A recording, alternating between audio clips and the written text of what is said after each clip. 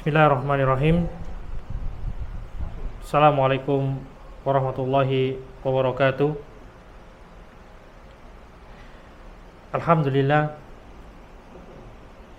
Alhamdulillahilladzi arsala rasulahu bil huda wa dinil haq liyudhhirahu 'alad dini kullihi wa kafa billahi syahida. Asyhadu an la ilaha illallah wahdahu la syarika lah wa asyhadu anna Muhammadan abduhu wa rasuluh. Allahumma shalli wa zid wa barik wa an'im ala abdika wa rasulika sayyidina wa maulana Muhammadin wa ala alihi wa ashabihi wa man sara ala nahjihi wa kafa bihadihi ila yaumiddin. Amma ba'du, jamaah kaum muslimin dan muslimat yang semoga dimuliakan Allah tabaraka wa ta'ala. Alhamdulillah, segala puji hanya milik Allah yang telah mengutus Rasulnya dengan membawa ajaran agama yang benar untuk memenangkan dan meninggikan agama itu di atas semua agama. Dan cukuplah Allah sebagai saksinya. Kita bersalawat kepada Nabi kita, baginda Nabi Muhammad sallallahu alaihi wasallam, yang semoga Allah senantiasa melimpahkan salam,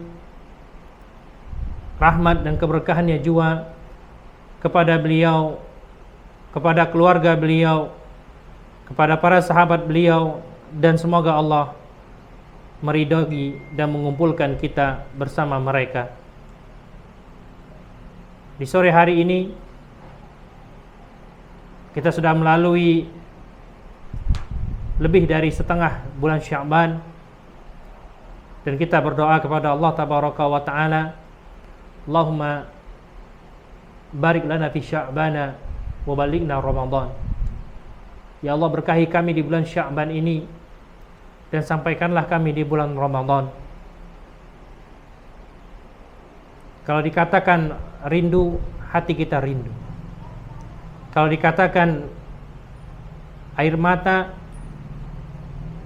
kita juga merindukan datangnya bulan Ramadan. Maka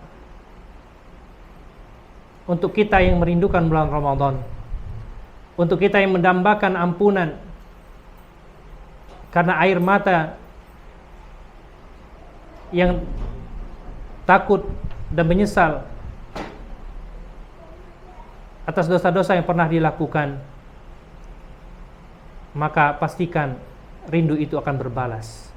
Rindu itu akan berbuah pahala. Karena apalah artinya rindu jika rindu itu hanya sebatas angan-angan semata? Apalah artinya rindu kalau seandainya rindu itu hanya bertepuk sebelah tangan? Penting bagi kita memahami bagaimana adab-adab seorang muslim ketika di bulan puasa, bagaimana dia meraih pahala maksimal di bulan puasa. Kemudian ketika melalui Ramadan, bagaimana dia bisa mendapatkan ampunan dari Allah tabaraka wa ta'ala. Karena ada orang-orang yang dia Ramadan gak Ramadan sama saja. Kita gak bicara orang awamnya, kita bicarakan orang-orang yang dari awal mereka mengatakan rindu dengan bulan Ramadan.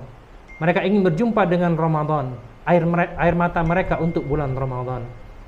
Maka selain fokus dengan rindunya, fokuslah bagaimana agar Ramadan nanti bisa bernilai pahala dan sah pahala itu dicatatkan di sisi Allah tabaraka wa ta'ala. Pelajari fikih puasa, pelajari fikih salat malam di bulan Ramadan, ya. Pelajari adab-adab orang yang sedang berpuasa. Jangan sampai kita berpuasa tapi sejatinya puasa kita hanya sekedar menahan lapar dan haus. Rubba lis-shaimi, kata baginda Nabi SAW, betapa banyak. Rubba menunjukkan kalimat yang jumlahnya, ya, saking banyaknya. Kata-kata rubba yaitu menunjukkan kadang-kadang jumlah yang saking banyak. Betapa banyak orang puasa la yanalu min saumihi ilal ju'i wal atas. Enggak dapat apa-apa dari puasa, cuma lapar dan haus doang. Maka jika ingin rindumu berbalas, persiapkanlah ilmumu sebelum menyambut bulan Ramadan. Ilmu tentang bagaimana amalan itu bisa bernilai pahala dan sah di sisi Allah tabaraka wa taala, dan itu ada di fikih Ramadan. Baik. Kita kembali ke pelajaran kita, ini Sirah An-Nabawiyah. Kita akan melihat ya detik-detik terakhir dari perang Khandaq. Yang kita sudah bahas pada pertemuan yang lalu, ya kita tampilkan bagaimana Khandaq itu menjulang 2 km lebih, ya, hampir 3 km di ujung utara kota Madinah, atau di sebelah utara kota Madinah. Yang sekarang Khandaq itu sudah tidak ada, cuma ada bekas ini masjid berkumpulnya pasukan kaum muslimin, ya. Masjid itu dinamakan sekarang Masjid 7, ada juga yang menyebutnya Masjid Khandaq. Jemaah yang semoga dimuliakan Allah, ada beberapa peran penting yang membuat pasukan Ahzab, ya, mereka akhirnya balik kanan, balik ke daerah mereka masing-masing. Quraisy balik ke Mekah, yang lainnya balik ke daerah masing-masing, sehingga menyebabkan mereka tercerai-berai, ya, dan tidak jadi atau tidak bisa memerangi kaum muslimin. Di antara kisah yang penting dalam hal tersebut yaitu peran dari Nu'aim bin Mas'ud. Karena setidaknya ada 2 alasan besar, ya, pasukan Ahzab, Quraisy dan sekutunya, 2 alasan besar untuk pasukan sekutu tersebut mundur akhirnya dari Khandaq. Alasan pertama, karena mereka sudah diadu domba oleh Nu'aim bin Mas'ud. Ini kita akan baca bagaimana perannya Nu'aim bin Mas'ud. Sebab kedua, Allah mengirimkan tentara yang tidak terlihat, yaitu angin, yang berhembus di malam hari, yang sangat dingin, sangat kencang sampai menusuk tulang mereka sehingga mereka kedinginan, yang menerbangkan semua perbekalan mereka. 2 sebab inilah, ya, yang menyebabkan pasukan Ahzab, Quraisy dan para sekutunya itu balik kanan, ya. Mereka pulang dalam keadaan jengkel karena tidak bisa memerangi kaum muslimin. Bagaimana tidak mau maju, ada parit besar. Setiap mereka mau maju dipanah oleh pasukan kaum muslimin, ya. Sehingga tidak ada jalan bagi mereka untuk melewati Khandaq tersebut. Ditambah lagi, ya, kekuatan mereka dihancurkan dari dalam oleh salah seorang mata-mata yang bergabung dengan umat Islam, yaitu Nu'aim bin Mas'ud. Bagaimana peran Nu'aim bin Mas'ud? Disebutkan dalam riwayat Ibnu Ishaq, ya, dan juga Imam Al-Waqidi, Az-Razzaq dan Musa bin Uqbah, bahwasanya Nu'aim bin Mas'ud ini dia berasal dari Ghatafan. Ya, dia berasal dari Ghatafan. Disebutkan dia atan nabiyya sallallahu alaihi wasallam musliman wa arada alaihi an yaquma bitanfidhi ay amrin yuriduhu nabi sallallahu alaihi wasallam faqala lahu. Jadi Nu'aim bin Mas'ud, ya, datang dari Ghatafan. Ya, kita ingat Ghatafan itu kan ngambil di sisi sebelah timurnya Khandaq, ya. Ghatafan dan para sekutunya, sedangkan Quraisy di sisi sebelah baratnya. Mereka sama-sama berada di utara. Baik. Nah, salah satu Bani Ghatafan atau dari Ghatafan yang mereka masuk Islam dan memiliki peran penting dalam menghambat pergerakan orang-orang musyrikin dan memecah belah barisan mereka, yaitu Nu'aim bin Mas'ud ini. Dia datang kepada Nabi SAW dalam keadaan sudah jadi seorang muslim. Dia datang kepada Nabi sudah jadi seorang muslim. Jadi umat Islam punya orang dalam. Ini the real power of orang dalam. Ya. Kekuatan orang dalam yang sahih. Dalam peperangan. Ya. Dia datang kepada Nabi SAW, dia tawarkan kepada Nabi, wahai baginda Nabi SAW, perintahkan aku apa saja yang engkau inginkan, aku akan laksanakan. Maka Nabi mengatakan, innama anta rajulun wahidin fina, walakin al-khadil anna in istata'ta fa inal harba khud'an. Sesungguhnya engkau, wahai Nu'aim, ya, sudah menjadi rombongan kami, golongan kami, sudah menjadi umat Islam. Kalau seandainya engkau bisa, ya, buatlah tipu daya di tengah-tengah mereka semampumu. Karena sesungguhnya dalam peperangan itu ada tipu daya. Ingat, berbohong, menipu, itu perbuatan tercela. Namun, ya, disebutkan dalam sebuah riwayat bahwasanya Nabi SAW lam yurakhqas fil kadhib, tidak pernah memberikan keringanan dalam masalah dusta, ya, melainkan dalam 3 keadaan. Orang yang suka berdusta dan senantiasa berdusta dan biasa berdusta, dia akan dituliskan sebagai pendusta di sisi Allah Tabaraka wa Ta'ala. Dia akan berbuat fajir. Kedustaan akan mendatangkan kedustaan berikutnya. Tapi ada kedustaan yang diberikan keringanan untuk dibolehkan dalam 3 perkara. Ya, yang pertama, hadisur rajulin li imraatihi. Ucapan seseorang kepada pasangannya. Maksudnya apa? Rayuan gombal. Ya, gombal antara suami istri, walaupun bohong, itu tidak mengapa. Ya. Pernah terjadi di zaman Umar bin Khattab radhiyallahu taala anhu, ada seseorang pria bertanya kepada istrinya. Dia katakan, anshuduki billah, al-hanti tuhibbinani. Aku minta engkau berkata jujur dan bersumpah dengan nama Allah, apakah engkau mencintaiku? Kata istrinya, la tanshuduni, jangan, gak usah pakai sumpah, ya. Tapi kata suaminya, bal anshuduki billah, tapi aku ingin engkau bersumpah dengan nama Allah Tabaraka wa Ta'ala, ya. Maka istrinya mengatakan, nah, iya, dengan nama Allah aku katakan aku nggak lagi cinta sama engkau. Ya. Akhirnya berita tersebut sampai kepada Umar bin Khattab radhiyallahu taala anhu. Dipanggillah sang istri tersebut oleh Umar bin Khattab. Kata Umar bin Khattab, antil lati imra'atun qalat li zawjiha annaha la tuhibbinahu.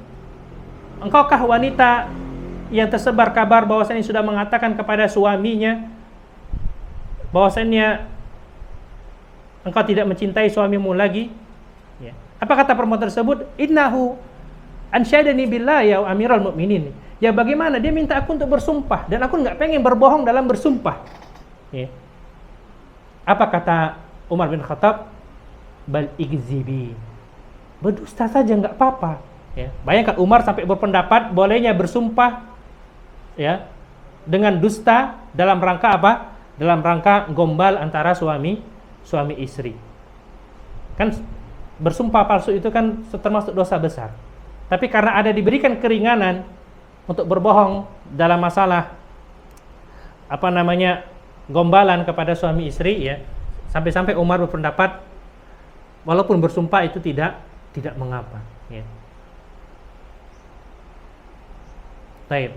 Katsirun minal buyur, kata Umar bin Khattab, banyak rumah-rumah itu yubna 'alal ihsani wal Islam. Banyak di antara rumah tangga itu yang memang sudah tidak lagi dibangun atas cinta, tapi mereka dibangun di atas ihsan dan Islam. Ya, ihsan itu berbuat baik dan derajatnya di atas keimanan, dan Islam, ya, adalah pondasi dari setiap amalan kita. Nah, yang kedua, kita boleh berdusta dalam rangka mendamaikan 2 orang yang berselisih. Ya. Kita datang ke yang satu, mengatakan tadi si fulan, ya, dia cerita tentang engkau, dia menyesal telah berselisih dengan engkau, sepertinya dia mau minta maaf. Kita datangkan yang satu lagi, ngomong yang sama. Caknya tadi si fulana itu sama ngomongnya, ya. Caknya dia nyesal nian lah, salah paham itu, caknya nak minta maaf tadi. Cobalah kalian ketemu saling minta maaf, ya. Padahal nggak ada omongan itu.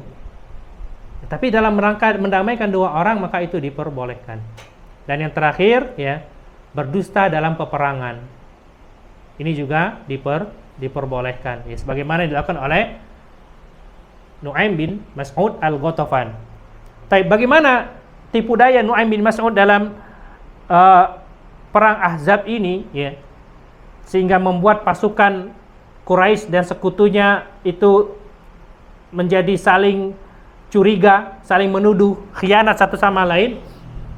Taib, disebutkan wa qabla an yurafa islamu Nu'aim, sebelum ketahuan atau sebelum diketahui oleh mereka bahwasannya Nu'aim ini masuk Islam, ya, ata Bani Quraidah fa aqnahum bi adami tawarrud ma'a Quraisy fi qitalin hatta ya'khudhu minhum ra'ahin.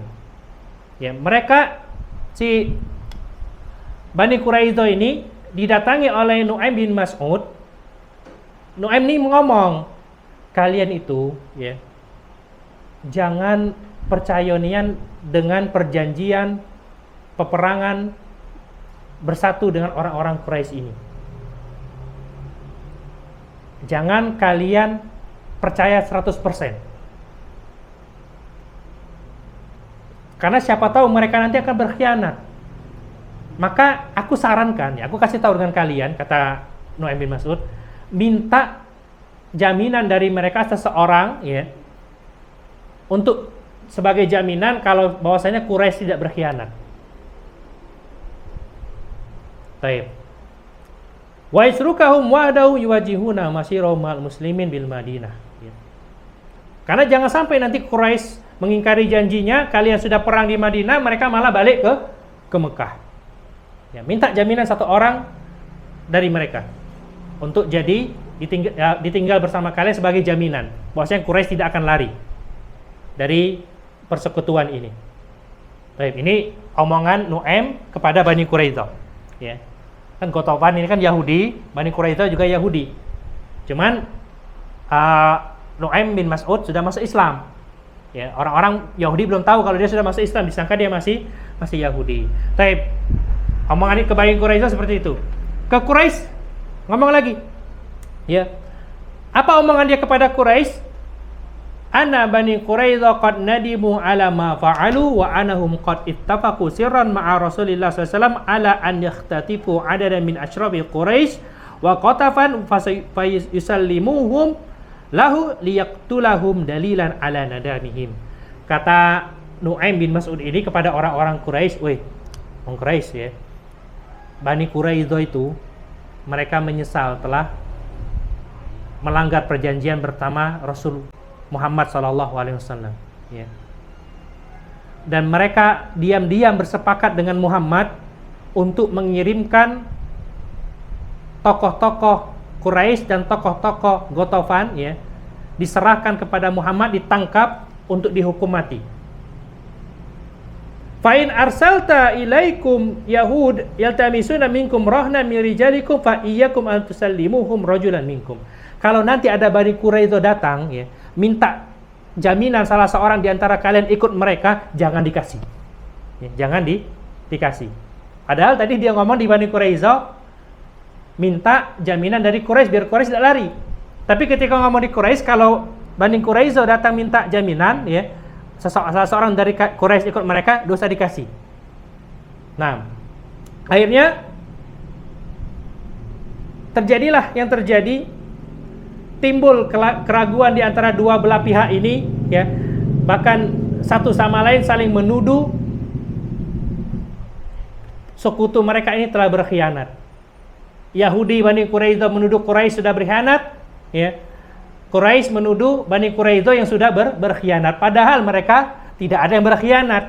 Hanya Nu'aim bin Mas'ud yang masuk ke tengah-tengah mereka, ya, memecah belah persatuan mereka, karena memang persatuan mereka adalah persatuan kebatilan. Ya, akhirnya timbul saling tidak percaya antara dua sekutu ini. Padahal tadi mereka sangat semangat ingin memerangi Rasulullah sallallahu alaihi wasallam, ya. Bani Quraisy dari dalam, Quraisy dari luar dengan para sekutunya. Baik, ya. Tapi dengan peran Nu'aim bin Mas'ud, mereka akhirnya terpecah belah, saling nuduh berkhianat satu sama lain, dan ini dalam peperangan diperbolehkan, ya. Dalam peperangan nipu daya seperti itu, ya, adu domba seperti itu diperbolehkan dalam peperangan, dan jangan lakukan itu di luar peperangan, ya. Mengadu domba, namimah itu dilarang, termasuk dosa besar, ya. Ngadu domba antar sesama penuntut ilmu, antar sesama ustadz, antar sesama yayasan, antar sesama aktivis dakwah, itu hukumnya haram, dosa besar, tidak diperbolehkan. Untuk apa kita belajar ilmu banyak-banyak tapi masih suka namimah, masih suka ghibah, masih suka ngatoin wong, masih tidak nurut sama laki, masih suka ngomong kasar sama bini? Untuk apa kita belajar?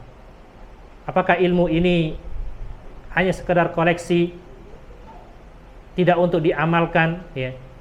Capek-capek pergi kajian cuma untuk sebagai bahan koleksi, tidak pernah diamalkan, tidak ada buahnya dari ilmu ini, ya. Maka takutlah pada hari di mana ilmu ini akan menuntut kita di hadapan Allah tabaraka wa ta'ala, ya. Jangan sampai kita capek-capek beramal, akhirnya adalah penyesalan, bukan kebahagiaan. Orang capek-capek bekerja, ingin dapat hasil maksimal, ya, ingin dapat gaji yang besar, ini malah yang didapatkan adalah penyesalan. Menyesal di dunia itu sungguh sangat merugi, apalagi kalau penyesalan itu sampai di negeri akhirat. Waliyadzubillah, waliyadzubillah, ya. Jadi kembali ke tipu daya, adu domba tadi, itu hanya boleh dalam peperangan sebagai taktik dalam peperangan, tidak boleh di luar peperangan, ya. Namimah, adu domba, itu hukumnya haram. Nah, kemudian, ya, ini peran siapa? Nu'aim bin Mas'ud. Di antara sebab utama pasukan Ahzab itu bercerai-berai. Sebab kedua, Allah mengirimkan tentara yang tidak terlihat, yaitu angin kencang yang dingin yang menusuk sampai ke tulang-tulang mereka ketika malam hari. Taib. Disebutkan di sini, habbat rihul hauja fil lailatin mudlima badirah. Ya, di malam hari yang dingin, bayangkan Madinah itu, ya, subhanallah, ketika musim dingin, dingin nian rasanya. Ya, kemarin ketika bulan Januari itu masih musim dingin. Benar-benar dinginnya beda dengan dingin kita di Indonesia. Dan itu tanpa angin, ya. Ini mereka di malam yang gelap, angin yang kencang, ya, malam yang dingin lagi. Allah kirimkan angin tersebut. Faqulibat qudurul musyrikin waqtala'at khiyamuhum wa atfa'at niranuhum wa dufinat rihaluhum. Saking kencangnya angin ini, ya, panci-panci mereka, perkakas mereka itu berserakan. Kemudian tenda-tenda mereka terbang. Api yang mereka buat itu mati. Bahkan tunggangan-tunggangan mereka itu seolah-olah terbenam dengan pasir. Ya, saking apa? Saking kencangnya angin yang berhembus. Famakana min Abi Sufyan illa an daqa biha dar'an fanada fil ahzab birahil, ya. Abu Sufyan merasakan, ya, ini aduh, sudah mulai apa ya, tertekan, mulai enggak bisa lagi melanjutkan peperangan ini. Akhirnya Abu Sufyan memanggil para Ahzab untuk balik kanan, ya, pulang ke negeri atau daerah masing-masing, ya. Inilah tentara Allah yang Allah kirimkan, tentara yang tidak terlihat, ya, yaitu angin kencang yang menimpa kaum musyrikin dan juga kaum muslimin pada malam itu. Tapi beda, ya, yang dirasakan kaum muslimin dengan yang dirasakan oleh orang-orang musyrikin beserta para sekutunya. Dan Allah sebutkan dalam surah Al-Ahzab ayat 9. Ya ayyuhalladzina amanu udhkuru ni'matallahi 'alaikum idh ja'atkum junudun fa arsalna 'alaihim rihan wa junudan lam tarauha wa kana Allahu bima ta'maluna basira. Wahai orang-orang yang beriman, ingatlah nikmat Allah kepada kalian ketika Allah mengirimkan kepada kalian tentara-tentara. Dan Allah kirimkan kepada mereka, yaitu orang-orang musyrik, tentara yang tidak terlihat, yang tidak bisa mereka lihat, yaitu angin yang kencang. Dan Allah Maha melihat apa yang kalian perbuat. Baik. Jamaah rahimani wa rahimakumullah, disebutkan, ya, dalam riwayat Imam Muslim, Huzaifah ibnul Yaman, dia menceritakan bagaimana dinginnya malam tersebut. Kata Huzaifah, laqad ra'aituna ma'a Rasulillah sallallahu alaihi wasallam lailatal ahzab wa akhadhat narihu syadida wa qurra. Aku teringat ya, aku benar-benar menyaksikan malam pada perang Ahzab bersama Rasulullah sallallahu alaihi wasallam. Pada malam itu angin bertiup sangat kencang dan sangat dingin. Faqala Rasulullah, di tengah suasana angin berhembus kencang itu Nabi mengatakan, Rasulullah mengatakan sallallahu alaihi wasallam, alla rajulun ya'tini bi khabaril qaum ja'alahu Allahu ma'i yaumal qiyamah. Ada enggak yang mau ngecek keadaan mereka? Itu orang-orang Quraisy ya. Ngecek keadaan mereka, ya istilahnya mata-matain lah. Nanti kabari mereka itu gimana? Apakah tetap bertahan ataukah balik? Maka fasakatna falam yujibhu minna ahad. Ya. Semua kami terdiam, nggak ada yang jawab sama sekali. Sampai Nabi nanya 3 kali, ada nggak yang mau ya ngecek keadaan musuh kita? Ketika tidak ada yang jawab, Nabi mengatakan, kum ya Hudzaifah, fa'tina bi khabaril qaum falam ajid buddan izda'ani bi ismi an aqum. Kalau begitu, kalau nggak ada, ya Hudzaifah, tolong berdiri, engkau coba cek keadaan mereka gimana. Ya. Ketika Nabi sebut namaku, maka tidak ada alasan bagiku untuk tidak berdiri. Maka kata Nabi, idhab fa'tini bi khabaril qaum wa la tad'arhum alayya. Pergilah mata-matain mereka, tapi jangan engkau serang mereka. Pesan Nabi cuma satu, mata-matai mereka tapi jangan serang mereka. Akhirnya Hudzaifah menceritakan, falamma walaitu min indihi ja'altu ka'annama amshi fil hamam. Ketika aku sudah dapat perintah itu, ya sudah aku pergi, aku menuju ke area musuh dan aku berjalan mengendap-endap seperti aku berjalan di tengah merpati. Ya. Di Madinah, di Mekah itu kan ada hamamah, ini burung-burung merpati yang kalau kita jalan pelan-pelan dia nggak lari. Ya. Nah dia jalan pelan-pelan seperti itu. Hatta ataituhum, sampai aku sampai di tempat mereka. Fara'aitu Abu Sufyan yusli dhahrahu binnar, dan aku melihat Abu Sufyan sedang menghangatkan punggungnya dengan api. Abu Sufyan lagi lengah, ya, punggungnya lagi dihangatkan di api. Fawada'tu sahman fi kabdil qaus, maka aku langsung ngambil anak panah, ingin kubidi Abu Sufyan itu. Ya, ingin kubidi Abu Sufyan itu. Fa'aradtu an armiyahu fadzakartu qaula Rasulullah sallallahu alaihi wasallam. Ketika aku mau nembak, aku teringat pesan Nabi, jangan diserang. Akhirnya aku urung, enggak jadi. Ya. Enggak jadi menyerang Abu Sufyan. Bayangkan kalau Hudzaifah lupa, Abu Sufyan mati pada waktu itu. Abu Sufyan mati dalam keadaan apa? Syirik. Tapi ternyata Abu Sufyan ya, di masa depan dia masuk Islam, bahkan dia ikut dalam penaklukan Konstantinopel di zamannya Umar bin Khattab radhiyallahu taala anhu. Nah, sebagian Konstantinopel ya, karena kalau keseluruhan itu zamannya Muhammad al-Fatih. Taib. Kata Hudzaifah, walau ramaituhu la asabtuhu. Kalau pada waktu itu ku tembak Abu Sufyan, ini kena dia, mati dia. Ya, faraja'tu. Setelah aku tahu keadaan mereka, ya sudah aku balik. Aku jalan tadi seperti berjalan di tengah-tengah merpati. Falamma ataituhu fa akhbartu bi khabaril qaum wa faraqtu qurirtu. Ketika aku sudah sampai ke tempat Nabi lagi, aku kabarkan keadaan mereka, maka aku istirahat. Fa'albasani Rasulullah SAW min fadli aba'atin kanas alaihi yusli fiha. Maka Nabi SAW menyelimuti aku dengan kain yang dia pakai untuk menghangatkan tubuhnya. Ya. Falam azal na'iman hatta asbahtu. Aku pun tertidur lelap sampai pagi. Falamma asbahtu, ketika pagi hari, qala kum ya nauman. Ya. Maka aku dikagetkan dengan suara Nabi yang memanggilku, membangunkanku dengan mengatakan, kum ya nauman, bangunlah wahai orang yang lagi tidur. Ya, bangunlah wahai orang yang lagi tidur. Dalam riwayat lain disebutkan ya, kisahnya Hudzaifah bin Yaman, fadakhaltu fil qaum warihu wa junudullah taf'alu bihi ma taf'alu la tukirlu lahum kidron wala naron wala binaan. Ya, ketika aku sampai di tempat musuh, aku lihat angin yang menjadi tentara Allah itu memporak-porandakan tenda mereka. Ya, perkakas mereka pada berantakan, ya. Tenda-tenda mereka pada terbang, ya. Faqama Abu Sufyan, maka Abu Sufyan berkata, "Ya masyara Quraisy liyanzuru mru'un min jalisihi." Coba kalian lihat siapa yang ada di sebelah kalian. Fa akhadtu bi yadir rajulil ladzi kana ila janibi faqultu lahu. Maka aku pegang seorang di sebelahku, aku tanya, "Man anta? Siapa engkau?" Qala fulan bin fulan. Aku fulan bin fulan. Kemudian Abu Sufyan mengatakan, "Ya masyara Quraisy, innakum wallahi ma asbahtum bidaril maqam." Wahai masyara Quraisy, kayaknya besok pagi kita nggak mungkin di sini lagi. Kenapa? Laqad halakal qura wal khuffa. Tenda-tenda kita sudah terbang, ya. Begitu juga sepatu-sepatu kulit kita juga nggak tahu kemana. Wa akhlafatna Banu Quraidzah. Belum lagi Bani Quraidzah di dalam sudah berkhianat sama kita. Ya. Taib wa balagna anhumul ladzin nakrahu.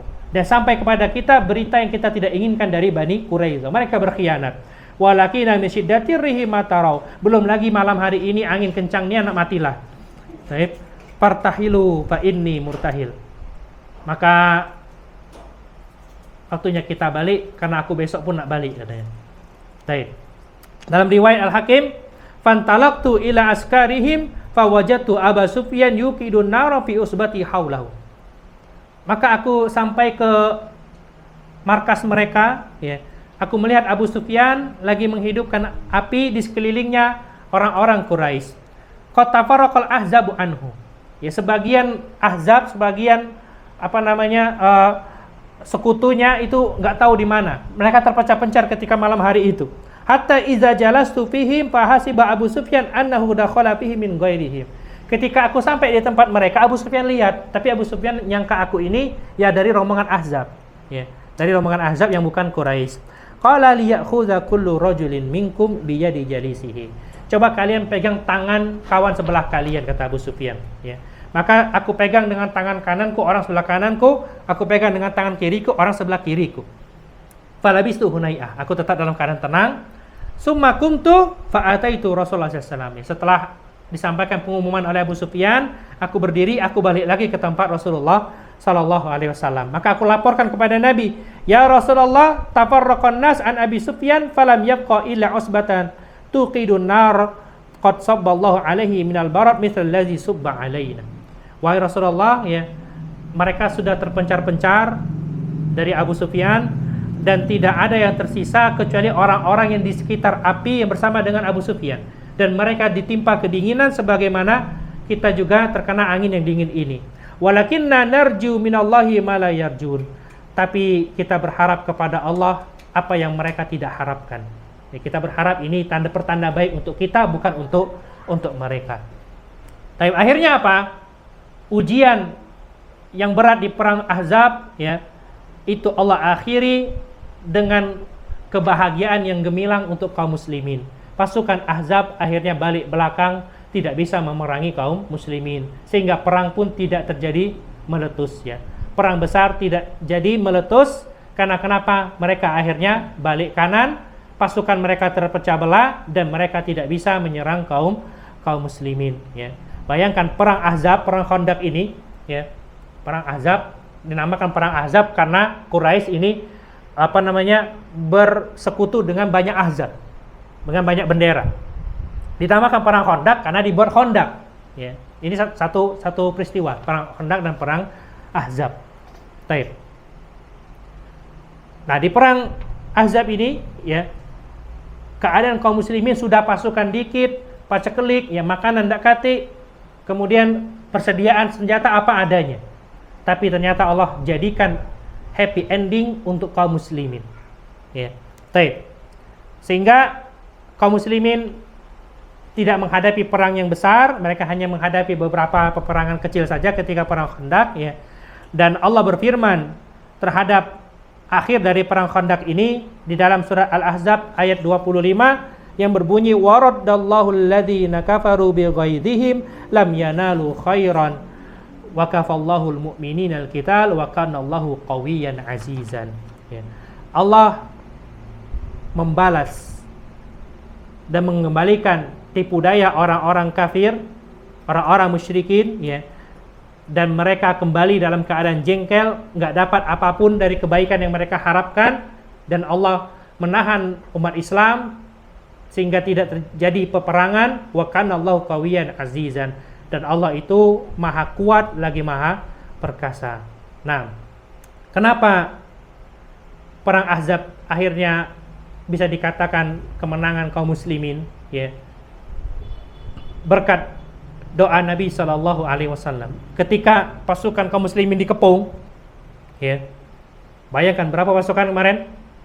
Seingat jumlahnya? Hah? Berapa ibu-ibu? Hah? 10.000 melawan? Tiga apa? Kok 300? Nawar dikit lah. Tadi 300, sekarang 3.000. Hei.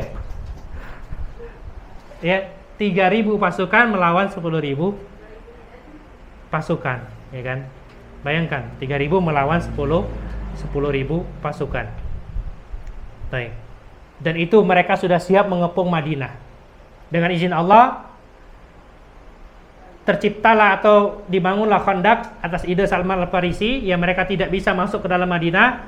Bani Quraizo yang di dalam juga diporak-porandakan, yang sudah berkhianat, yang di luar juga diporak-porandakan, ya. Dan mereka dikirimkan angin yang kencang, ya.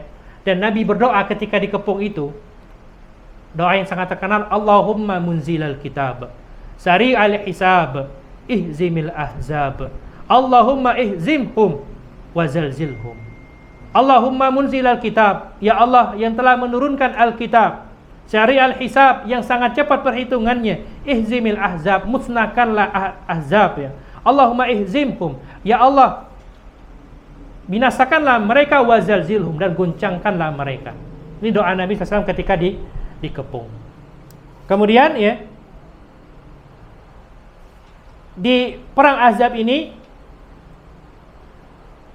kaum muslimin itu dalam keadaan yang sangat memprihatinkan sebenarnya.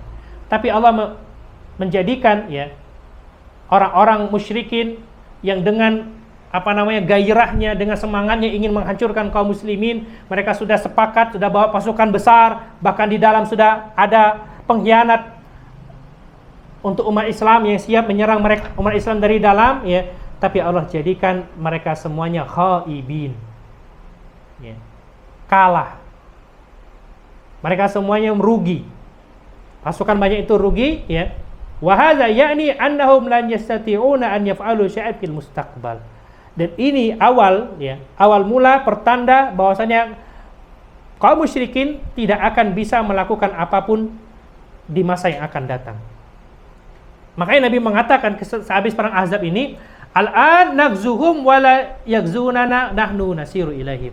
Mulai detik ini, ya, kita yang akan memerangi mereka, bukan mereka yang akan memerangi kita yang akan berjalan untuk memerangi mereka. Wa hadza alamun min alamin nubuwah. Dan ini diantara tanda kenabian Nabi Muhammad SAW. Karena kenapa? Benar, setelah perang Ahzab, penyerangan itu selalu dimulai oleh umat Islam, tidak pernah lagi umat kaum musyrikin yang memulai peperangan, ya. Umat Islam jadi lebih kuat setelah perang Ahzab ini. Dan ini, ya, sudah dikabarkan oleh Nabi SAW selepas perang Ahzab secara langsung. Tapi ada beberapa ibrah atau pelajaran dari perang Khandaq ini.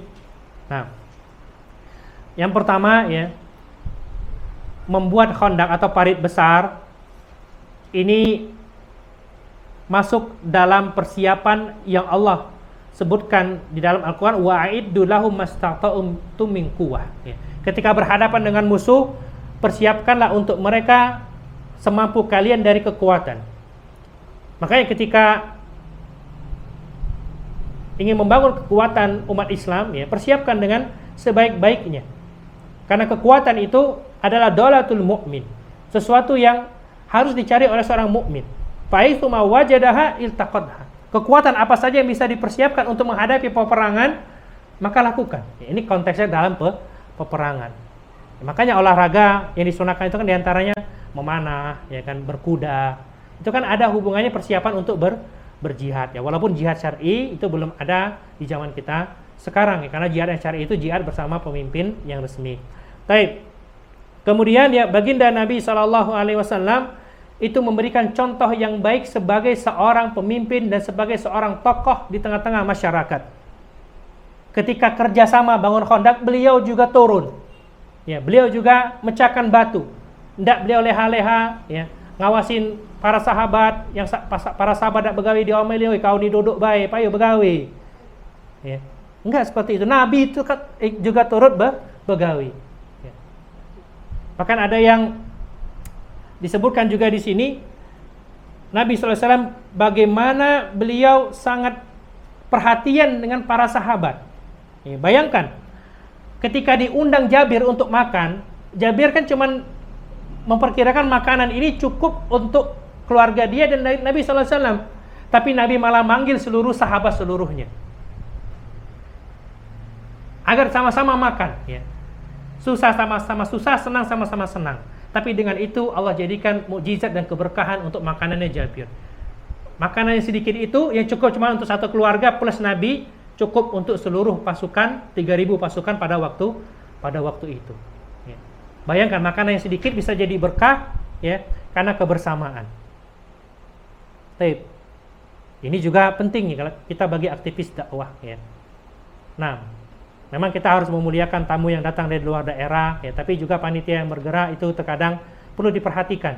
Ya, mereka berikan makanan yang setidaknya kalau mungkin tidak bisa menyamai dengan tamu yang datang, ya, tapi berikan yang lain yang pantas untuk yang juga sama-sama bergerak dalam dakwah ini. Ya.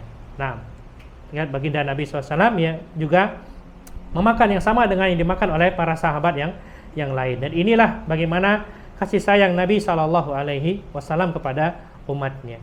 Kemudian, ya, mukjizat-mukjizat yang Allah tampakkan, ya, untuk Nabi SAW ketika membangun Khandaq itu semuanya merupakan tanda bahwasannya Allah Tabaraka wa Ta'ala menghendaki kebaikan, Allah menghendaki kemenangan untuk kaum muslimin. Nah, maka jangan sampai, ya, kita mengorbankan agama kita hanya untuk menyenangkan para musuh Islam, hanya untuk mencari ridho musuh-musuh Islam. Karena sampai kapanpun mereka tidak akan pernah ridho, ya, dengan kita sampai kita ikut dalam agama mereka.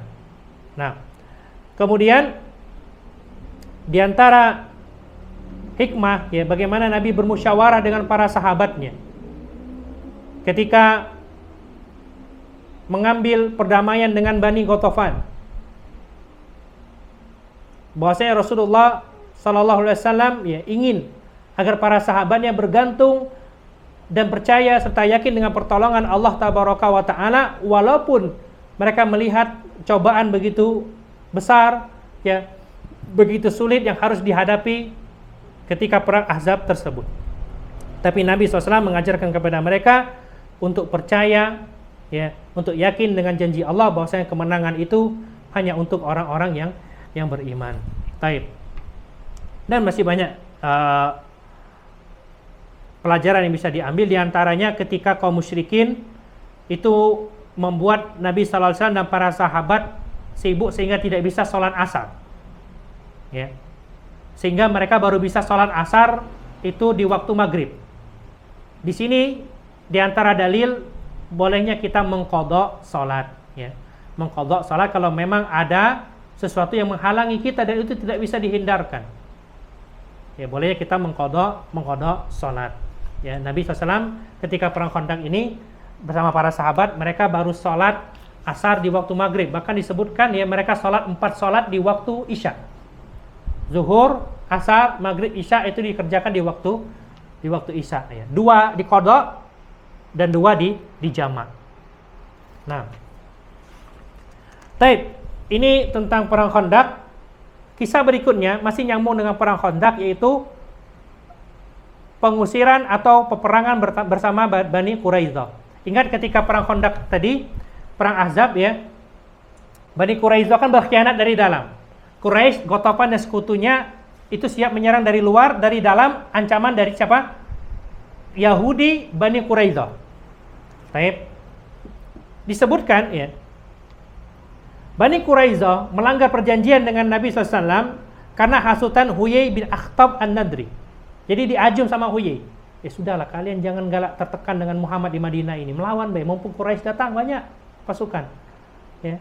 Kita bisa merampas lagi, ya, menguasai Madinah lagi sebagaimana sebelum Muhammad datang. Akhirnya mereka termakan hasutan sehingga Rasulullah SAW mengirim Az-Zubair bin Al-Awwam, ya, untuk mengetahui niat mereka, ya, atau Az-Zubair dari sahabat Ansar, diikuti oleh Sa'ad bin Mu'az dan Sa'ad bin Ubadah, Ibnu Rawaha dan Khawat, untuk cross check benar tak mereka ini sudah berkhianat, ya.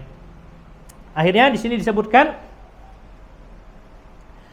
pengkhianatan mereka itu terjadi di waktu sulit, ketika pengepungan Quraisy, ya, mereka seharusnya membantu kaum muslimin dalam menghadapi musuh yang ingin menyerang Madinah, tapi malah mereka berkhianat dari dalam. Ini pengkhianatan di waktu sulit. Di waktu sedang genting mereka malah berkhianat. Maka Allah memerintahkan kepada Nabi kita SAW untuk mengeksekusi mati mereka semuanya selepas dari perang Khandaq. Akhirnya Rasulullah SAW menjalankan perintah tersebut dan memerintahkan beberapa sahabat untuk menuju Bani Quraidah. Bani Quraidah tinggal di selatannya Madinah, ya, di arah kiblatnya Madinah. Kebun kurma mereka di situ. Dan Nabi berpesan kepada para sahabat yang diutus, la yusalliyanna ahadun asar illa fi Bani Quraidah. Jangan ada yang salat asar kecuali ketika sampai di Bani Quraidah. Ini pesan Nabi dalam riwayat Imam Muslim. Dalam riwayat Imam Muslim disebutkan jangan salat zuhur, ya. Baik. Ketika mereka lagi perjalanan, belum sampai Bani Quraidah, tiba waktu salat. Jadi para sahabat terbagi menjadi dua kelompok dalam memahami hadis Nabi. Ya, dua mazhab.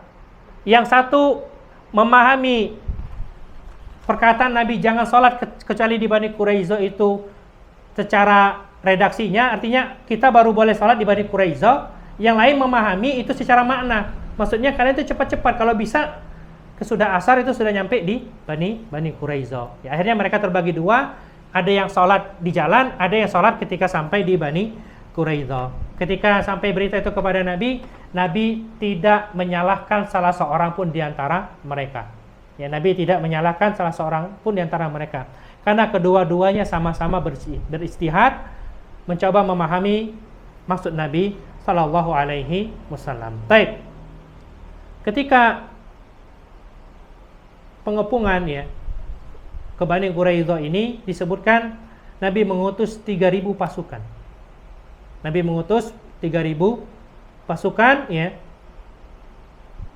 Dari 3.000 pasukan itu 36 diantaranya pasukan berkuda. Ya, berarti ada 2.964 pasukan yang tidak berkuda. Nah,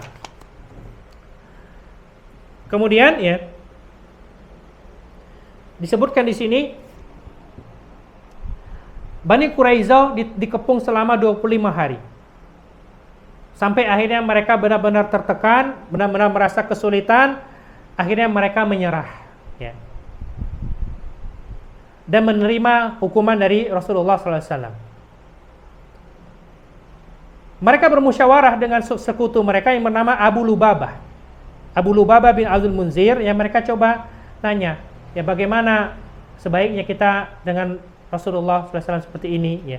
Kata Abu Lubabah, ya, radhiyallahu ta'ala anhu, ya, kalian disembelih kayak gini. Jadi sambil tangannya itu menyilangkan tangan di leher seolah-olah mempraktekkan sedang disembelih. Disembelih saja kalau begitu, ya kan? Tapi isyarat itu disesali oleh Abu Lubabah. Nah, ya, dengan penyesalan itu dia mengikat dirinya sendiri di tiang Masjid Nabawi sampai Allah menerima taubatnya. Ya. Nah, jadi Abu Lubabah menyesali ucapannya tersebut, ya, ketika dimintai istisyar atau pendapat oleh Bani Quraidah. Ya, Abu Lubabah ini Muslim. Dia mengikat dirinya sendiri di Masjid Nabawi. Ya, baik. Kemudian, ya, ketika sudah tetap hukum Rasulullah SAW, maka Nabi SAW ingin memberikan perwakilan untuk menentukan hukuman dari salah seorang tokoh dari suku Aus ya. Suku Aus ini merupakan khulafa'u Bani Quraidah, sekutunya Bani Quraidah. Aus dan Bani Quraidah ini mereka bersekutu, mereka bersepakat untuk saling bersekutu satu sama lain ya. Sehingga dipilihlah sekutu mereka untuk jadi penentu hukuman. Maka Nabi SAW memilih Sa'ad bin Mu'adz. Siapa Sa'ad bin Mu'adz? Salah seorang tokoh dari suku Aus, ya, bahkan pemimpinnya, yang ketika dia meninggal arsy Allah itu bergetar ya. Sa'ad bin Mu'adz ketika meninggal dunia, Arsyur Rahman itu bergetar ya. Dan yang memberikan hukuman atau menuntut hukuman untuk Bani Quraidah, dipilih Nabi adalah Sa'ad bin Mu'adz. Ketika Sa'ad bin Mu'adz datang ya, sudah disebut namanya, dia datang ke rombongan yang ada ya, di tengah-tengah sahabat Ansar, kata Nabi SAW, "Kumu ila sayyidikum aw khairikum, summa qala inna haula nazalu ala hukmika." Ayo kalian berdiri, sambutlah pemimpin kalian dan orang baik di antara kalian ini. Nah, kemudian ya, ini para sahabatmu, orang-orang Ansar, kami umat Islam ini menunggu hukuman apa darimu yang pantas untuk Bani Quraidah. Apa kata Sa'ad bin Mu'adz ya? Bani Quraidah sebenarnya sudah merasa tenang, amanlah Sa'ad bin Mu'adz. Sa'ad bin Mu'adz kan masih CS kita. Tapi tidak, ternyata Sa'ad bin Mu'adz mengatakan apa? Tuqtalu muqatilatuhum wa tusabba darariyuhum wa tuqassam amwaluhum. Yang laki-laki mereka dihukum mati. Anak keturunan mereka dan perempuan mereka dijadikan tawanan, dan harta-harta mereka dijadikan harta rampasan perang. Dibagi-bagi kepada prajurit kaum muslimin. Apa kata Nabi SAW? Qadaita bihukmillahi ta'ala.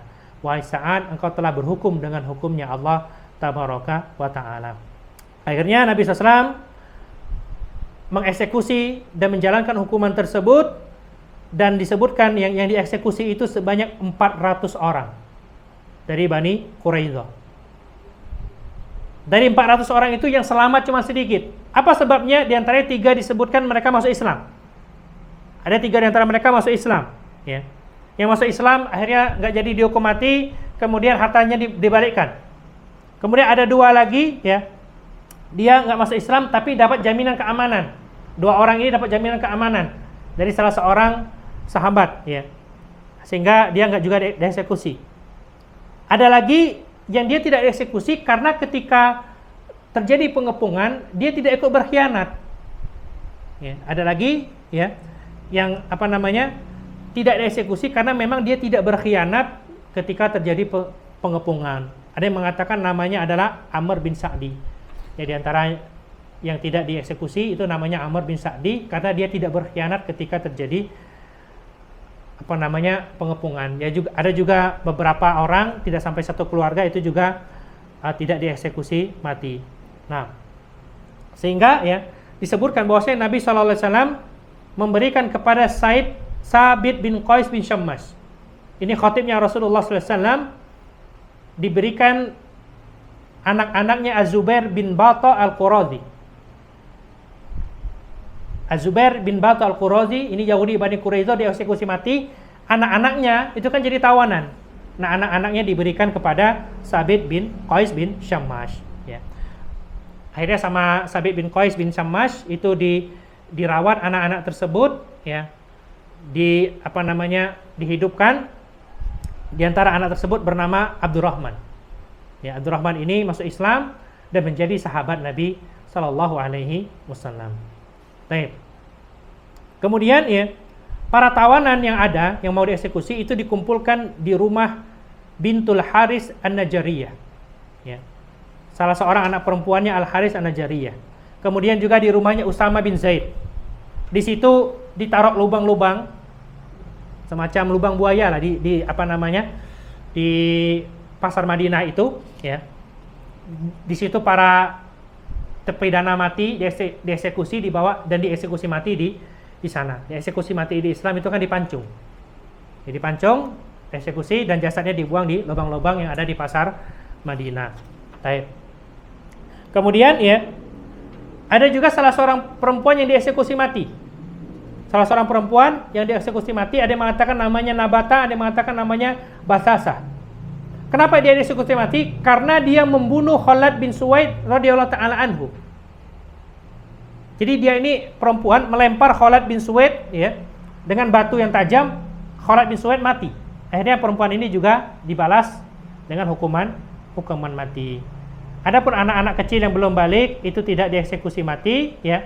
Mereka dijadikan tawanan dan dijadikan budak, ada yang dijual, ada yang dipertahankan diberikan makanan, dihidupkan sehingga mereka masuk Islam, sebagian lagi atau kebanyakan mereka dijual ya. Bagaimana nasib mereka? Nasib mereka yang dibagi-bagikan kepada kaum muslimin yang disebutkan di sini bahwasanya Rasulullah SAW mengutus Sa'ad bin Zaid untuk menjual tawanan-tawanan Bani Quraidah ke daerah Najd. Ya. Dari hasil penjualan itu, maka terbelilah kuda-kuda dan senjata-senjata untuk persiapan perang kaum muslimin. Disebutkan dalam riwayat Waqidi, ya, Rasulullah mengutus Sa'ad bin Ubadah ke Syam. Jadi ada yang dijual ke Najd, ada yang dijual ke Syam. Hasil penjualannya sama, dibeli senjata dan kuda. Kemudian ada yang dibeli oleh sahabat yang di dalam Madinah, di antaranya Utsman bin Affan, Abdurrahman bin Auf, ya, itu membeli beberapa tawanan Bani Quraidah untuk dijadikan budak, ya. Dan itu beberapa nasib tawanan-tawanan Bani Quraidah. Dan Nabi SAW juga memilih tawanan untuk dirinya sendiri. Ya. Tawanan itu kan dari wanita dan anak-anak. Nabi memilih wanitanya karena Nabi SAW memang beliau mengatakan ya, hubbiba ilayya an-nisa, ya, dijadikan kecintaan kepadaku terhadap para wanita wal atsra dan juga wewangian parfum, ya. Dan Nabi memilih salah seorang wanita dari tawanan Bani Quraidah yang bernama Raihana bintu Amr bin Khunaqah, ya. Yang Raihana ini akhirnya masuk Islam, namun ya, dia statusnya tetap budak. Dikatakan di sini tuwfiya anha Rasulullah SAW wa hiya fi milki yaminihi. Ketika Nabi meninggal, Raihana ini masih berstatuskan budaknya Nabi sallallahu alaihi wasallam. Wa kana dzalika bi ikhtiyariha, dan itu merupakan pilihan Raihana sendiri untuk menjadi budaknya Nabi sallallahu alaihi wasallam, ya. Namun ya, Raihana ini termasuk di antara ummahatul mukminin, istri-istrinya Nabi sallallahu alaihi wasallam, ya, karena kepemilikan istri itu bisa dengan pernikahan, itulah yang dinamakan dengan zaujah atau istri, bisa dengan milkul yamin, kepemilikan keperbudakan, itu namanya budak, ya, budak wanita. Nah, jadi Raihana ini bisa dikatakan istrinya Nabi atau ummahatul mukminin, ya, tapi statusnya budaknya Nabi sallallahu alaihi wasallam. Baik. Selanjutnya ada beberapa pelajaran dari pengepungan Bani Quraidah. Anda minta salah seorang baca, ya. Terakhir, ya. Silakan dibaca pelajaran dari pengepungan Bani Quraidah.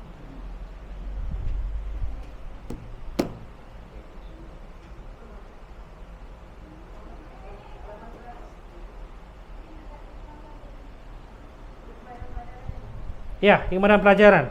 Nah,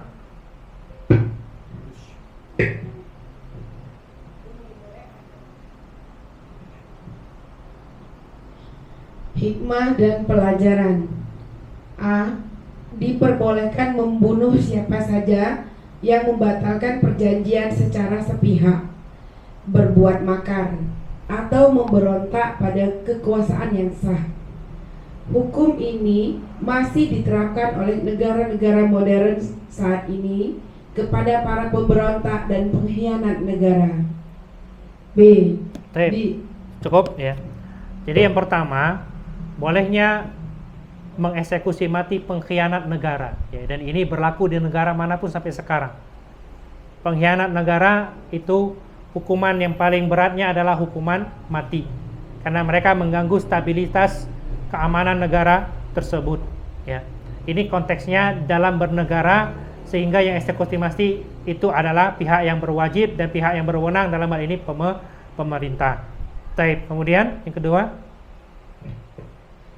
B. Disyariatkan berijtihad dalam perkara-perkara yang bersifat furu'iyah atau cabang. Sebagaimana kita lihat, para sahabat pun berijtihad untuk menafsirkan sabda Rasulullah.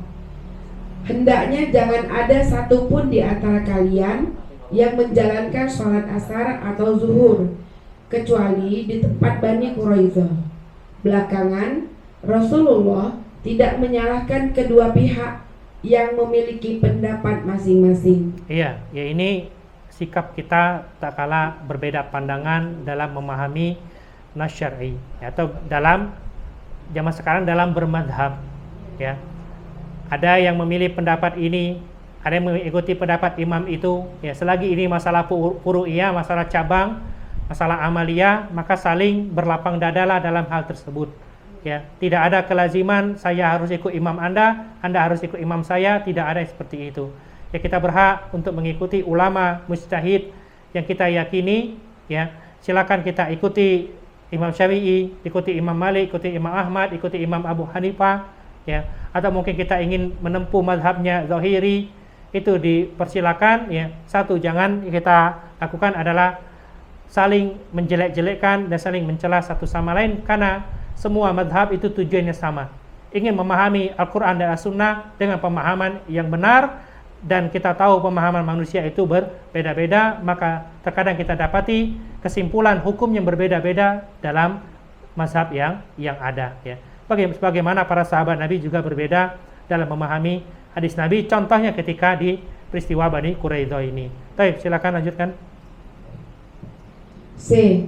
An-Nawawi menyebutkan bahwa mayoritas ulama menggunakan sabda Rasulullah, berdirilah untuk pemimpin kalian dan orang yang terbaik di antara kalian. Sebagai dalil dianjurkannya berdiri untuk menghormati orang-orang yang memiliki kedudukan. Artinya, perbuatan berdiri itu tidak dikategorikan sebagai perbuatan terlarang. Baik, cukup. Nah, karena panjang nanti anak jelaskan, ya. Jadi memang ada tadi kita lihat kan ketika Nabi menginginkan Sa'ad bin Mu'az yang menjadi penentu hukum untuk Bani Quraidah. Sa'ad bin Mu'az jalan di tengah-tengah sahabat Ansar. Ketika dia mau sampai, kata Nabi apa? Kumu, berdiri. Berdiri, sambutlah pemimpin kalian dan orang baik kalian ini. Maka dari sini para ulama seperti semisal Imam Nawawi mengatakan, ya, mayoritas ulama berdalil dengan dalil ini, bolehnya kita berdiri untuk menghormati orang yang memang punya kedudukan. Dan ini bukan berdiri yang dilarang. Yang dilarang itu adalah berdiri untuk menyambut tamu yang duduk, ya. Jadi selama tamu itu duduk, kita berdiri. Bahkan Imam Nawawi rahimahullah mengatakan mayoritas ulama, ya, itu mengatakan berdiri untuk kedatangan orang yang memiliki keutamaan itu hukumnya mustahab dalam arti sunnah, ya. Karena ada hadis-hadis yang menunjukkan demikian, dan tidak sah pelarangan dalam hal ini sesuatu yang tegas apapun. Dan beliau telah mengumpulkan beberapa perkataan ulama, ya, dalam hal ini. Bagaimana dengan perkataan Nabi sallallahu alaihi wasallam, man ahabba an yatamatsala lahu an-nas qiyaman falyatabawwa ma'adahu minan nar. Para siapa yang ingin manusia berdiri agar menyambutnya, maka silakan booking tempat duduknya di neraka, ya. Maka ini tidak bertentangan dengan riwayat yang kita sebutkan tadi. Sesungguhnya yang dimaksud dalam hadis itu adalah pemuliaan berlebihan dan pengkultusan berlebihan kepada orang-orang yang dimuliakan tersebut. Nah, maka kita harus tahu mana batasan yang dibolehkan untuk memuliakan seseorang, mana yang tidak diperbolehkan. Di antara contohnya di sini disebutkan, ya, famin dzalika ma qad tajiduhu fi majalisi ba'du mutasawwifah min wuqu'il muridina 'alaihim wa hum julus. Contohnya, ya, kita dapatkan sebagian orang-orang mutasawwifah itu orang-orang sufi, ya. Mereka murid-muridnya berdiri sedangkan guru-gurunya duduk. Mereka menyambut gurunya yang duduk, ya, dengan berdiri. Yaqiful wahidun minhum amma masyayikhi fil kisari wa dhulli. Bahkan mereka saking agungnya dengan gurunya, dengan syekhnya, itu sampai merendahkan diri dan menghinakan diri di hadapan syekhnya. Wa minhum ma yaf'aluhu ba'du minas sujud ala rukbati syekh aw yadihi 'inda qudumi alaihi. Ada bahkan yang sampai sujud di kaki syekhnya, di kaki gurunya ya ketika syekhnya datang. Aw ma yaf'aluhu minal habwi ilaihi indama yakhshil majlis ya. Atau merunduk-runduk ketika melewati majelis syekh tersebut. Fal Islam qad syaraha manahij ditarbawiyah wa khadara 'ala muslimin khuruj 'alaiha. Islam telah mengajarkan bagaimana cara beradab, ya telah mendidik adab yang mulia ketika di hadapan orang-orang yang mulia. Walaysa ba'dal uslubin nabawi fi tarbiyah min uslubil yakirru. Dan tidak ada yang lebih bagus kaedah dalam menghormati orang-orang yang dimuliakan sebagaimana kaedah yang diajarkan oleh baginda Nabi sallallahu alaihi wasallam. Dalam artian boleh berdiri ya untuk menghormati orang yang memang dimuliakan, tapi jangan berlebihan ya. Syaratnya tidak boleh berlebihan sampai sujud di kakinya ya. Itu tidak diperbolehkan ya. Cukup berdiri saja ya, tanpa ada maksud pengkhususan sama sekali. Kemudian dari hadis itu juga yang dilarang itu kan kalau kita kepengen ya. Tapi kalau orang inisiatif, orang yang berdiri, bukan kita yang memerintahkan untuk berdiri, ya maka kita tidak termasuk dalam ancaman hadis tersebut. Ya wallahu a'lam bishawab ya. Ini beberapa tinjauan dari beberapa dalil yang disebutkan oleh Imam Nawawi dan juga disebutkan oleh Dr. Adbuti diantaranya dalam fikih sirah nabawiyah beliau. Alhamdulillah selesai dari perang Khandaq ya. Berikutnya kita akan menuju subhanallah ya, Hudaybiyah. Tapi sebelum Hudaybiyah itu ada beberapa peristiwa lagi menjadi pengantar penyebab Hudaybiyah. Artinya apa Bu? Bentar lagi nak nyampe penaklukan kota Mekah. Artinya apa? Kalau sudah penaklukan kota Mekah, bentar lagi detik-detik wafatnya Rasulullah Sallallahu Alaihi Wasallam ya. Tapi kalau kita lihat dari majelis kita mungkin butuh beberapa majelis ya, karena banyak pelajaran yang bisa kita ambil dari peristiwa-peristiwa yang terjadi. Mudah-mudahan kita bisa terus istiqomah ya. Dan mudah-mudahan nanti kita bisa mendalami sirah nabawi ini dengan baik dan benar dan mencontoh baginda Nabi SAW dan menambah cinta kita kepada baginda Nabi SAW ya, dengan mempelajari sirah atau perjalanan hidup beliau dan biografi beliau SAW ya. Mungkin ini yang bisa disampaikan. Ada yang tanya Ustaz? Baik, silakan. Ustaz, jadi bagaimana hukumnya nih kalau kita diberitakan di undangan itu berdiri untuk mengobati para pengantin gitu kan yang mau lewat, iya. Atau kadang-kadang ada pejabat kita disuruh berdiri, apakah masih boleh? Iya. Ya Ustadz ya. Terus tadi kan kita dapat hikmah berbeda dalam furu'iyah atau cabang boleh kan? Nah, iya. Apakah artinya begini? Kalau saya menyimpulkan kalau masing-masing punya dalil mazhab masing-masing berarti boleh dilakukan, bukan bid'ah gitu ya tadi ya kalau beda. Taib. Mbak, tolong jelaskan Ustaz. Jazakallahu khairan. Taib. Nah, ya.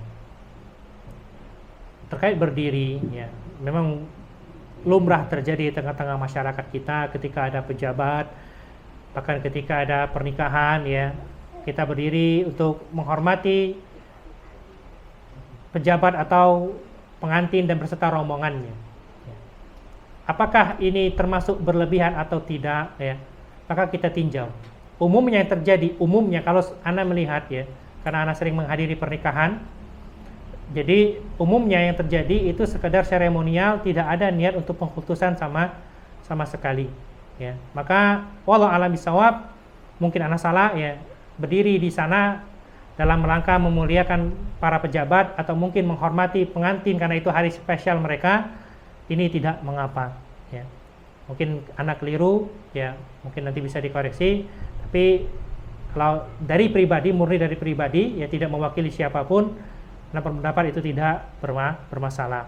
Nah, kemudian ya, dalam masalah perbedaan amaliyah sama-sama punya dalil, bisakah ditolerir? Jawabannya bisa ya, jawabannya bisa selama itu tidak menyelisihi dalil yang sahih. Karena amalan dikatakan bid'ah, menyelisihi sunnah apabila dia tidak ada perintahnya dari baginda Nabi Sallallahu Alaihi Wasallam. Kalau ada hadisnya, kalau ada dalilnya, bahkan mungkin dalilnya itu diperselisihkan kesahihannya, ya maka sikap kita memang berlapang dada di dalamnya. Sikap kita memang berlapang dada di dalamnya. Contoh, ya, Anda kasih contoh, mentakil mayat ketika sudah dikubur. Ini memang ada hadis-hadis yang datang di dalamnya, namun riwayatnya ya banyak dikritisi oleh para ulama. Nah, ya. Jadi perkara-perkara yang memang itu tidak sampai kepada level menyelisihi sunnah Nabi SAW, kita bisa saling bertoleransi di dalamnya. Tapi apabila ini kekeliruan, ya, benar-benar penyimpangan dalam syariat, ya, maka kita harus jelaskan memang itu keliruan. Yang salah dijelaskan salah. Jangan kita bermanis-manis, ya, tidak menjelaskan yang salah sehingga kita menjadi orang yang dikatakan tidak bisa menjaga agamanya dari perkara-perkara yang itu sifatnya abu-abu, ya. Maka pentingnya bagi kita belajar agar kita bisa terhindar dari yang abu-abu ini. Hitam dan putih itu jelas mudah bagi kita untuk memilih yang putih dan menghindarkan yang hitam. Tapi terkadang yang membingungkan kita ini perkara yang abu-abu. Ya, perkara yang abu-abu inilah tugas kita untuk belajar. Makanya ibu-ibu, ya, belajar itu pilihlah skala prioritas. Yang kita butuhkan itu apa? Ilmu yang kita butuhkan itu apa untuk menjalani kehidupan sehari-hari. Sebagai seorang istri, sebagai seorang ibu, sebagai seorang wanita, ya, dan sebagai seorang hamba Allah Tabaraka wa Ta'ala. Ya, karena Anda tahu bagaimana seorang wanita ketika di rumahnya kesibukannya luar biasa. Ya, maka pilih-pilihlah majelis yang bermanfaat untuk dia, ya. Tidak ada kewajiban kita untuk menghadiri semua majelis yang ada. Justru kewajiban kita adalah berbakti kepada suami. Bagaimana nanti kalau kita meninggal dunia, suami kita dalam keadaan ridho kepada kita. Ingat, hak suami itu lebih besar daripada hak pengajian-pengajian yang ada. Unzuri aina anti minhu, kata Nabi SAW. Lihat bagaimana hak suamimu terhadap dirimu, ya. Fa innahu huwa jannatuki aw naruki. Karena suamimu itu surga dan nerakamu. Banyak wanita masuk neraka bukan karena tidak hadir kajian, tapi karena apa? Karena yakfurnal ashir wa yakfurnal ihsan. Itu dalilnya sahih, ya. Tidak pandai terima kasih sama suami, tidak bersyukur kepada suaminya. Jadi kembali ke pertanyaan tadi, ya, perkara yang memang dia jelas-jelas perbedaan dalam istihadiyah memang harus berlapang dada. Sekalipun ada ulama berpendapat dengan dalil itu, tapi dalilnya memang sangat lemah, ya. Kita sampaikan ini dalil sangat lemah, tapi tetap masih ada yang mengamalkan. Ya, tugas kita hanya menyampaikan, bukan memaksa, ya. Tapi kalau yang beramal dengan dalil palsu, hadis palsu, itu wajib bagi kita untuk meluruskan dan membenarkannya. Ya, jangan sampai orang mengamalkan sesuatu berdasarkan kepalsuan, apalagi kalau itu dinisbatkan kepada agama Islam, dinisbatkan kepada baginda Nabi Shallallahu Alaihi Wasallam. Wallahu a'lam bishawab. Ada lagi?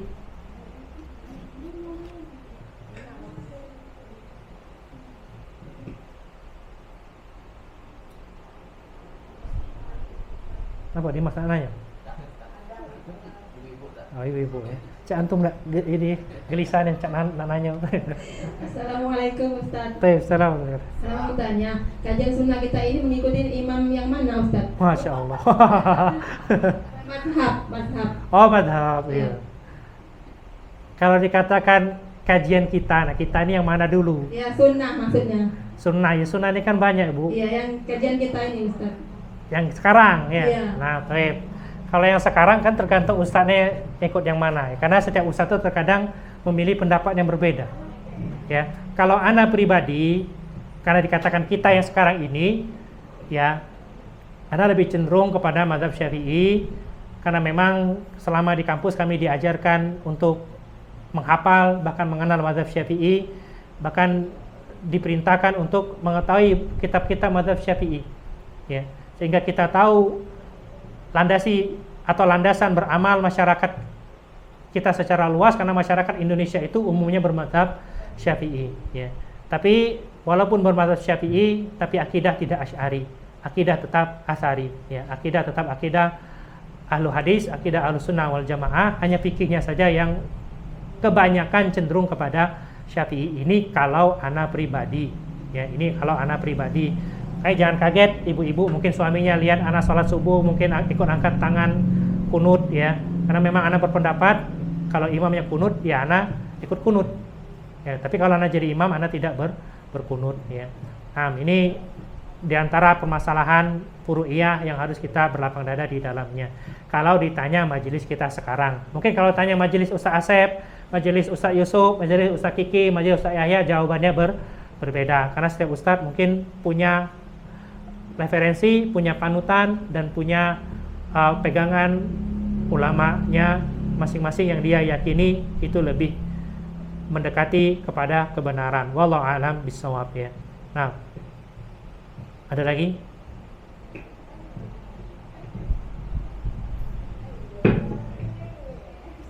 Tanya dewek, apa-apa.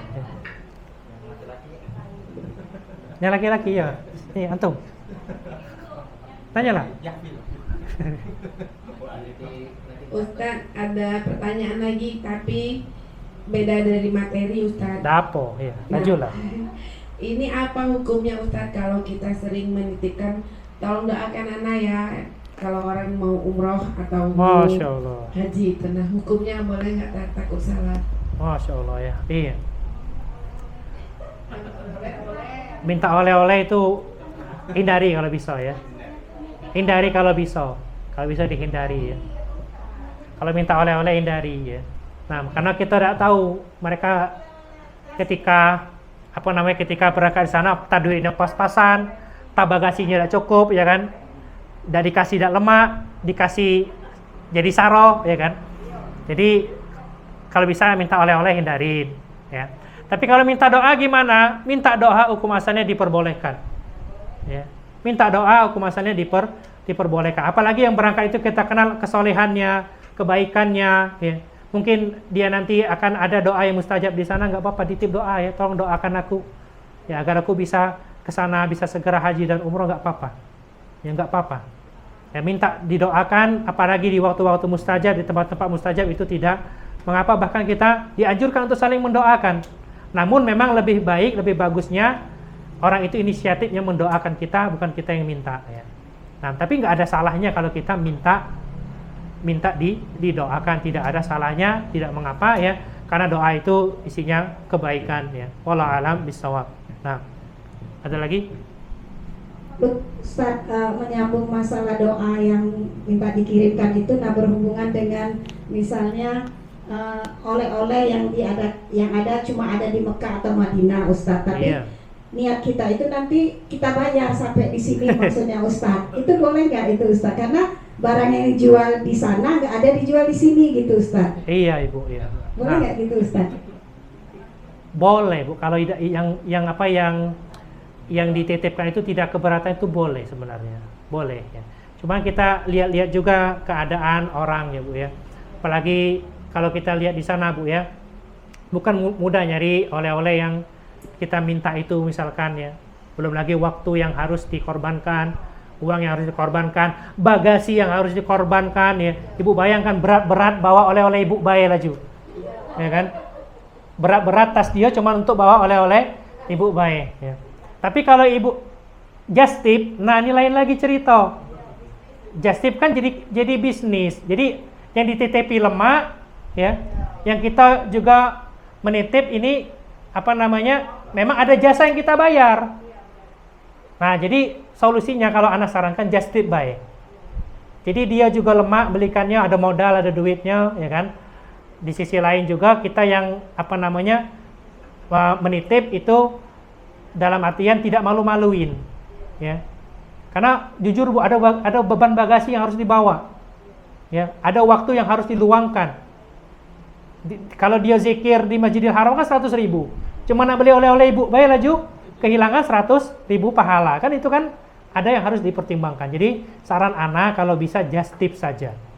Ya sekalipun itu untuk sedekah, aku nitip Quran untuk sedekah, untuk taruh di Masjid RJ misalkan, atau taruh di rumah Quran Umi Sari, just tip kebaik. Saran anak just tip kebaik agar yang dititipi tidak merasa berat. Ya, jadi kita harus saling mengerti lah di sini. Bukan berarti uang itu nak duit, bukan Bu. Ya, bukan, cuma kita yang ngerti lah. Ibarat kita minjam motor masa nak ngisi bensinnya, ya kan itu. Saling ngerti lah. Taib. Wallahu a'lam bishawab. Baik. Ada lagi? Nah, silakan. Mumpung maghrib kita lama ya. Kalau bulan berapa tuh cepetnya maghribnya? Ini lama nih sampai 6:30 maghrib. Kalau sistem just tip itu gimana, Ustaz? Oh ya, just tip yang sah ya, agar tidak terjadi goror, agar tidak terjadi riba di dalamnya. Yang pertama, tentukan harga barang plus just tipnya sekalian. Ya, jadi harga barang nggak apa-apa ditentukan sekisaran misalkan 25 real atau 20 real ya. Just tipnya sekitar 10 real. Ya 10 real berarti sekitar ya 45.000 lah. Ya, nggak apa-apa. Jadi harganya jelas di awal, kemudian barang yang dicari juga jelas di awal. Jangan kita ngomong cari apa oleh-oleh kendak kau di duitnya. Ya. Itu berarti goror jelas, Bu. Kemudian yang kedua, terkait pembayaran itu harus cash di muka. Harus cash di muka kalau pengen just tip. Ya. Karena yang kita beli adalah jasa dia membelikan barang tersebut.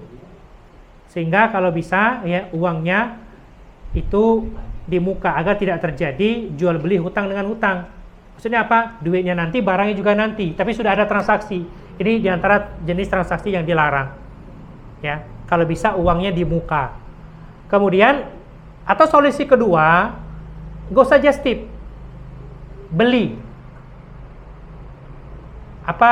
Janji beli seperti itu, bukan akad beli tapi janji beli. Dalam artian, contoh nih, ya kayak anak ya. Karena ini bukan masjid, anak boleh ngomong promosi. Anak kalau berangkat umroh, anak titip yang mau al-baik silakan di list. Tapi list itu bukan akad jual beli, tapi cuma janji jual beli. Ya, dalam artian kalau yang berjanji itu batal ya nggak masalah, bisa dijualkan kepada yang lain. Ya, jadi bikin janji jual beli. Kemudian setelah barang itu sampai, ya dikabarkan ini jadi ngambil atau enggak. Kalau katanya jadi ya serahkan, ambil uangnya. Kalau katanya enggak jadi, ya kita bisa kasih ke yang lain. Ya, jadi ada dua pilihan, bayar di muka dengan just tip atau bikin janji jual beli. Bukan akad jual beli tapi janji jual beli. Kalau akad itu mengikat. Kalau mengikat nggak boleh kita kasih ke orang lain. Tapi kalau janji itu belum mengikat ya, karena belum ada akad di situ. Wallahu a'lam bishawab ya. Nah, jadi silakan kasih uang cash di muka sehingga jadi just tip atau uangnya belakangan, cuman jangan akad tapi janji jual beli. Nah, boleh, karena dia belum akad kan, boleh. Ya, jadi kita sekedar ngelis saja. Kayak kemarin kan anak waktu janji jual beli itu ada yang pesan 2, tahu-tahu ketika barang nyampe dia pesan 1 ya nggak masalah, karena sekedar janji. Tapi kalau akad tuh nggak boleh. Kita sudah pesan 2 ya harus 2. Akad mengikat, janji belum mengikat. Iya, akad itu mengikat. Taib. Ya tidak mesti. Hitam atas putih. Dalam artian sudah ada ikatan. Ya aku pasti akan beli, ya aku akan jual sama engkau. Ya. Tapi kalau janji saya akan datangkan barang ini nanti tanggal sekian, yang mau beli silakan, yang tidak juga nggak apa-apa. Ya.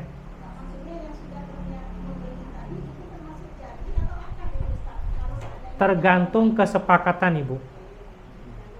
Ya, tergantung kesepakatan ya. Jadi akad jual beli itu ditandai dengan adanya taqabud ya. Pemindahan hak milik. Sehingga kalau dia mau jual beli, imma barangnya duluan atau imma duitnya duluan. Kalau mau akad jual beli, tapi kalau mau janji ya belum ada akad di situ. Jadi tidak ada kelaziman satu sama lain ya. Sekedar janji saja. Taib. Wallahu a'lam bishawab. Jelas Bu ya?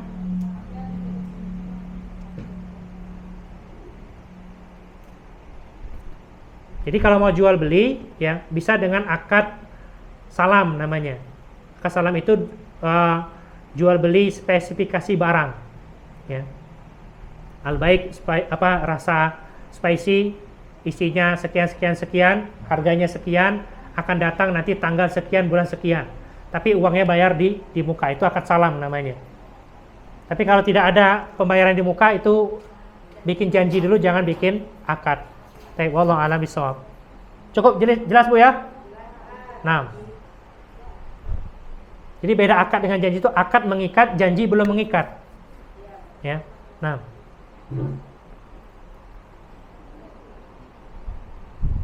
Ada lagi?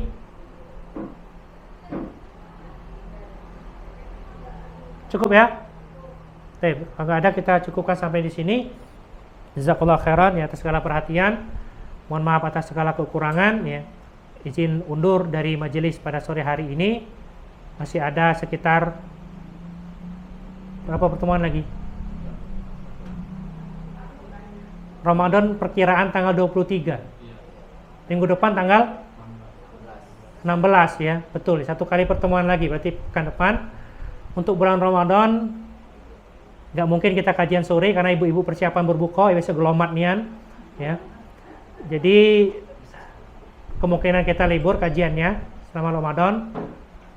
Adapun kalau ada pemberitahuan mungkin jadwal pagi atau apa nanti kita akan sampaikan, tapi untuk saat ini kajian sore kemungkinan besar tidak ada ya. Wallahu a'lam bishawab. Kita akhiri. Subhanakallahumma wa bihamdik, asyhadu an la ilaha illa anta, astaghfiruka wa atubu ilaik. Wa yardawana.